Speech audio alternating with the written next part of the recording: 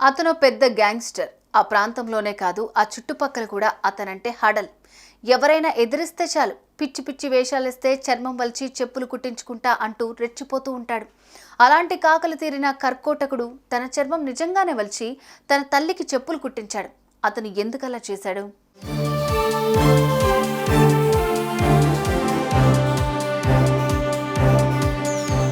ఇదిగో ఇక్కడ మనం చూస్తున్న ఈ వ్యక్తి పేరు రౌనక్ గుర్జర్. మధ్యప్రదేశ్ రాష్ట్రం ఉజ్జయినిలో ఇతని పేరు చెప్తే కాకలు తీరిన రౌడీలు కూడా గడగడ వణికిపోతారు. స్థానికంగా ఉండే రాజకీయ నాయకులు ఇతనంటే వంగి వంగి సలాంలు చేస్తారు. కబ్జాలు చేయటం, సెటిల్మెంట్లలో తలదూర్చటం ఇతనికి వెనతో పెట్టిన విద్య. ఉజ్జయిని ప్రాంతంలో కొన్నేళ్ల పాటు హల్చల్ చేసిన రౌనక్ను ఓ కేసు విషయంలో వెంటాడారు. పారిపోయే ప్రయత్నంలో ఉన్న అతని మీద కాల్పులు జరిపారు. ఆ కాల్పుల్లో మనోడు తీవ్రంగా గాయపడ్డాడు. ఓ విధంగా చావు దగ్గరికెళ్లి మళ్లీ తిరిగొచ్చాడు.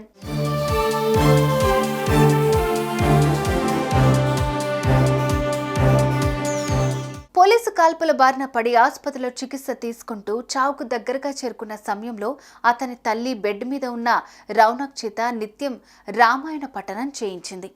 జీవితపు చివరి రోజుల్లో అన్న బిడ్డ చేసిన పాపాలు పోగొట్టుకునేందుకు అదొక్కటే మార్గమని ఆ తల్లి భావించింది. ఆమె వేడుకోలతో రౌనక్ నిత్యం రామాయణ పారాయణ చేసేవాడు. రామాయణాన్ని స్తోత్రించేవాడు. అయితే విచిత్రంగా ఆరోగ్యం విషమించి చనిపోతాడనుకున్న రౌనక్ బ్రతికి బయటపడ్డాడు. కొద్ది రోజుల చికిత్స తర్వాత ఆరోగ్యంగా ఇంటికి తిరిగొచ్చాడు. అప్పటి నుంచి రౌడీయిజాన్ని మానేశాడు. రామభక్తుడిగా మారిపోయాడు.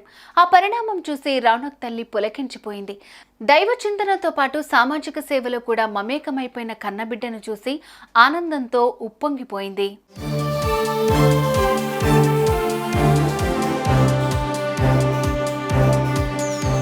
ఈ నేపథ్యంలో రౌనక్ గుర్జర్కు ఓ విచిత్రమైన ఆలోచన మదిలో మెదిలింది. రౌడీయిజం చేసే సమయంలో నిత్యం తాను వాడే చర్మం వలిచి చెప్పులు కుట్టించుకుంటా డైలాగును నిజం చేయాలనుకున్నాడు. అయితే తనను ధర్మ మార్గంలోకి తిప్పిన తల్లికి తన చర్మం వలిచి చెప్పులు కుట్టించాలని డిసైడ్ అయ్యాడు. ఓ రోజు ఆసుపత్రికి వెళ్ళాడు. తన తొడభాగంలో ఉండే చర్మాన్ని తీయించుకున్నాడు.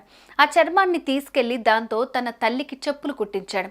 ఓ ప్రత్యేకమైన పూజా కార్యక్రమం నిర్వహించి తన తల్లికి తన చర్మంతో కుట్టిన చెప్పుల్ని తొడిగాడు. తనకు తొడుగుతున్న చెప్పులు బిడ్డ చర్మంతో కుట్టినవని ఆ తల్లి తెలుసుకుని కన్నీటి పర్యంతమైంది.